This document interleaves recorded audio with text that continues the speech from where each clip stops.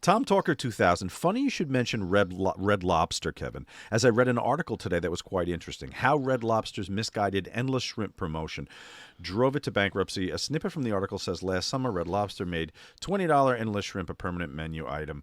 Endless shrimp was a successful annual limited time offer. Then Red Lobster was the major shareholder was Thai Union, a Bangkok-based canned seafood company, saw the promotion as a way to sell off mountains of shrimp it was catching and turned it into an everyday item. That is true.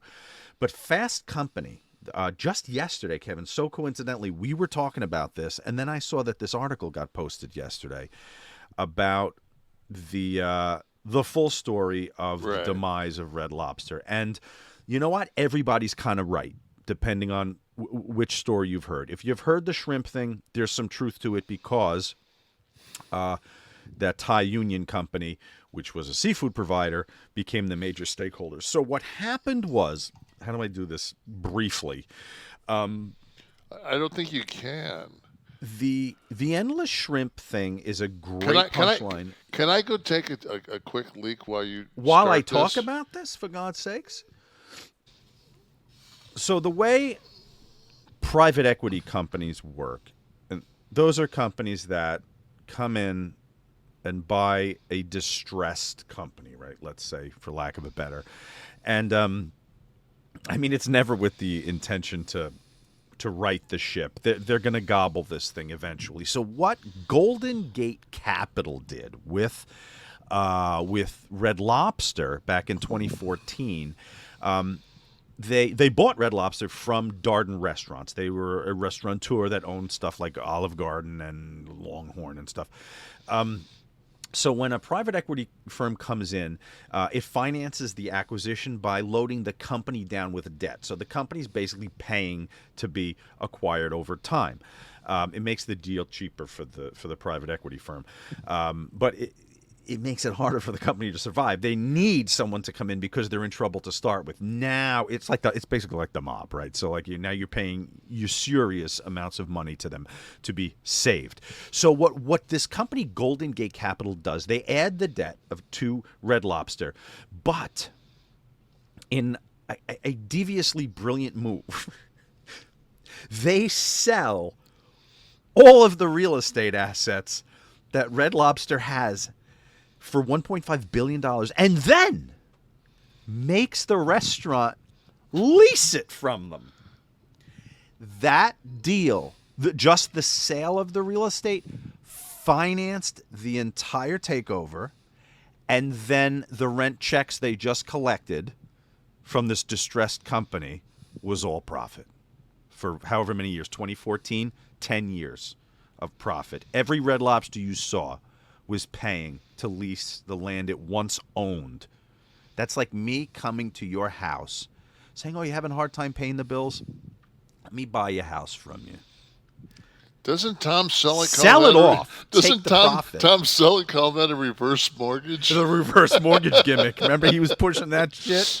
Yeah. Oh, the reverse mortgage. So anyway, so incredibly this happens. Now, Golden Gate, after it fattens itself up on all this money, oh, by the way, to add to the devilishness of the deal, Kevin, it's what's called a triple net lease, which means that in addition to paying to lease the property back from the company that just sold it all,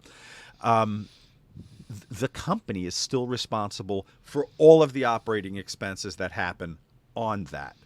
So, like property taxes, insurance, they're still paying too. It gave like this much room for error from this distressed restaurant company.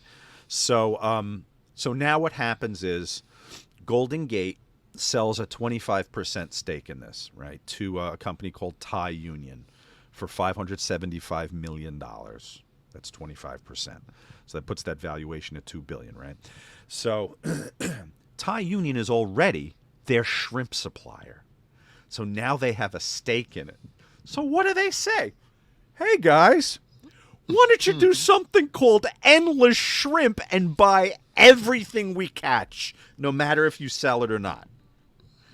That was the final straw because Thai Union eventually, because this deal is so incredible, They buy the remaining 75% from Golden Gate. So now the shrimp supplier is just shoveling. It's like that scene in Goodfellas when they take over the bar. They load it in one side. And they're coming out the back. Yeah. With their fucking shrimp. So it starts as a real estate deal, then gets sold to the shrimp company that just move all their goddamn boatloads of shrimp out the door. That's the story of Red Lobster. So, yeah. It's your business lesson for the day, everyone. Good God.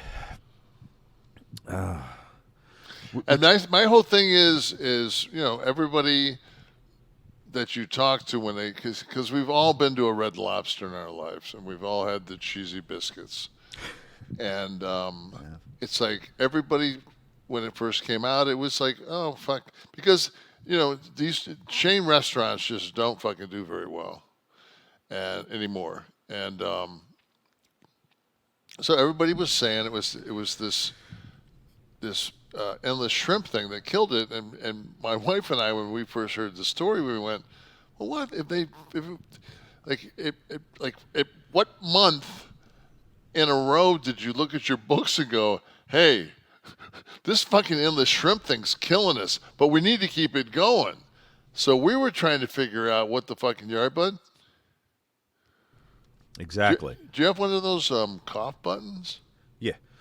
I don't have one. Maybe this thing. It's on the bottom of your screen.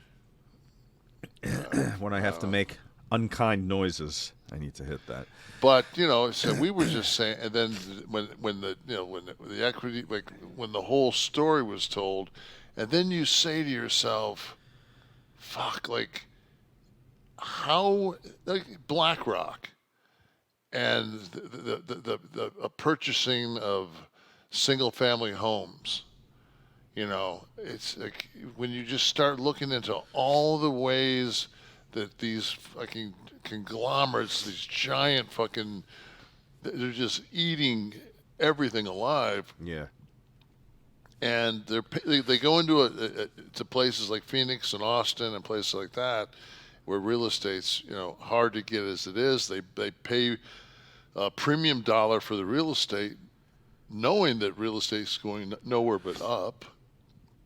So it's almost like it's the old, in 10 years you put money in Wall Street, and in 10 years historically you'll make 10% on your money, unless it was 90 to 2000, then you didn't make a fucking dime. Thank you so much. Speaking of Nikki Haley, it's so funny. I'm staring at and I have written after the Fast Company link, I have written into Nikki Haley / Justice Alito, and you're talking, and I'm like, I'm gonna throw in somewhere. yeah. But you threw in. Well, that was another thing where I'm just saying, it's a political move, and I think we're all at this point, like, I read some of the messages that come across, and they're just like, please, no politics. It's not even really politics anymore. Like, anybody that watched The Cat from Massachusetts fuck with that guy from the House about talking about Trump, did you see any of that? No.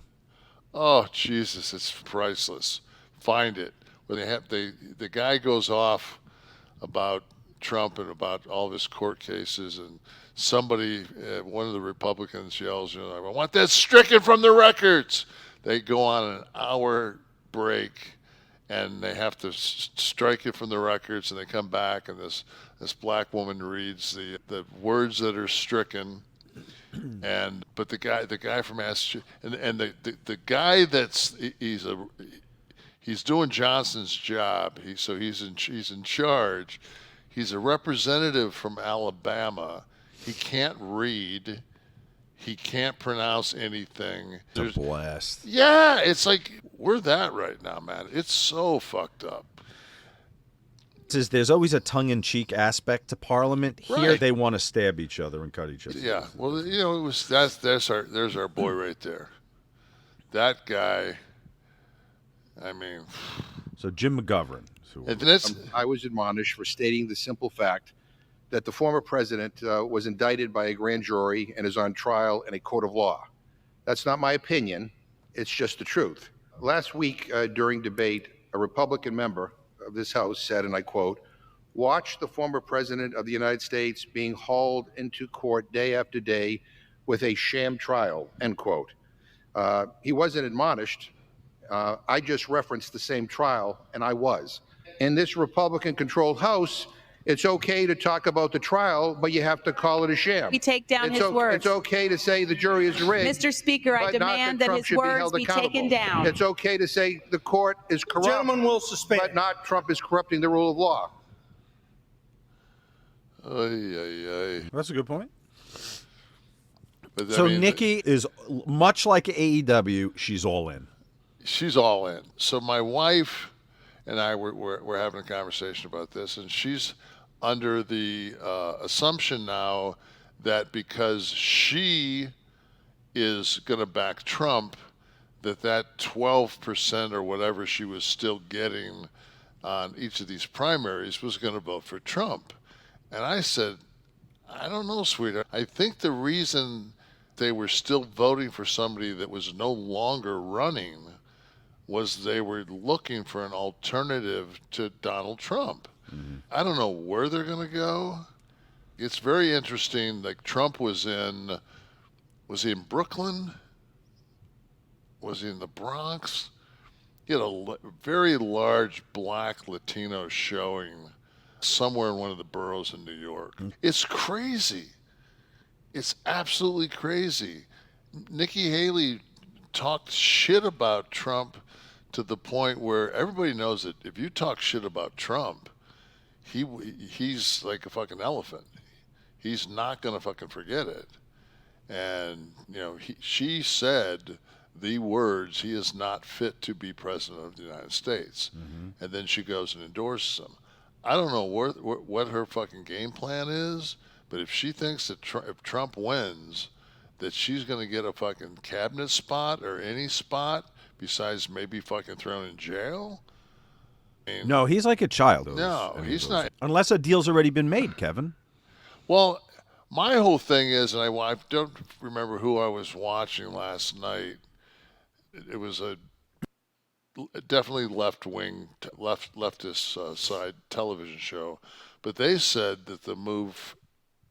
What it was a GOP. It was on MSNBC. That was a GOP member, and they said that Trump at this point should make the move to secure those Haley votes, like whether or not he's going to just. I mean, you got to get the votes first, so go ahead and say, okay, thanks for jumping aboard and making sure you get those Haley votes, and then fucking put her in the guillotine after the election. Mm-hmm. So, I don't know. It's just another, and people are like, oh, they're talking politics.